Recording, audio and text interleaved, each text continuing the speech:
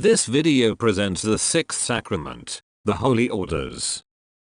Question 1. What is the sacrament of Holy Orders? Answer. Holy Orders is a sacrament which gives power to exercise the sacred duties connected with the worship of God and the salvation of souls, and which imprints the character of minister of God on the soul of him who receives it. Question 2. Why is it called orders? Answer. It is called orders because it comprises various grades, the one subordinate to the other, from which the sacred hierarchy is composed. Question 3. Which are these grades? Answer. The highest is the episcopate, which contains the fullness of the priesthood. Then comes the priesthood, then the diaconate, the subdiaconate, and the orders called minor.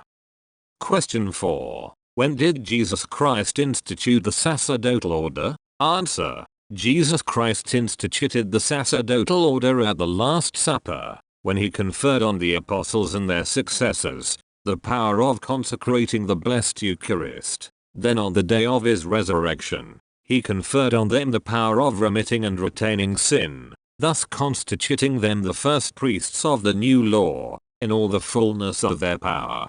Question 5. Who is the minister of this sacrament? Answer. The bishop is the minister of this sacrament. Question 6. Is the dignity of the Christian priesthood a great dignity? Answer. The dignity of the Christian priesthood is great indeed, because of the twofold power which Jesus Christ has conferred upon it, that over his real body, and that over his mystical body, or the church, and because of the divine mission committed to priests, to lead men to eternal life.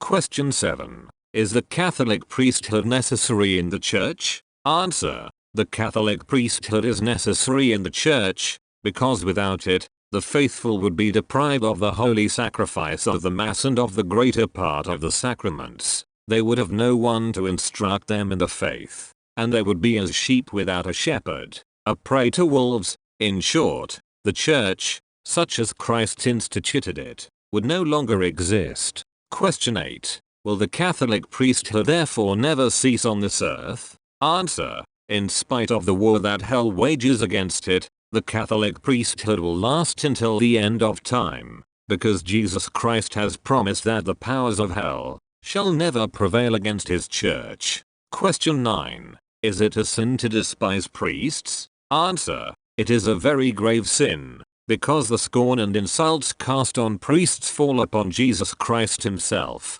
who said to his apostles, "He who despises you, despises me." Question 10. What motive should he have, who embraces the ecclesiastical state? Answer. The motive of one who embraces the ecclesiastical state should be the glory of God, and the salvation of souls alone. Question 11. What is necessary to enter the ecclesiastical state? Answer. To enter the ecclesiastical state, a divine vocation is necessary before all else. Question 12. What should be done to find out whether God calls us to the ecclesiastical state? Answer. To find out if God calls us to the ecclesiastical state, we should 1. Fervently pray the Lord to make known his will to us. 2. Consult our bishop, or a learned and prudent director. 3. Diligently examine whether we have the capacity necessary for the studies, the duties, and the obligations of this state.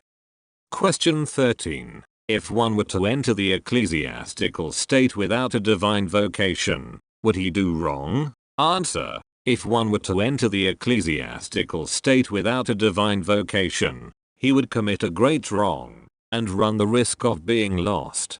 Question 14.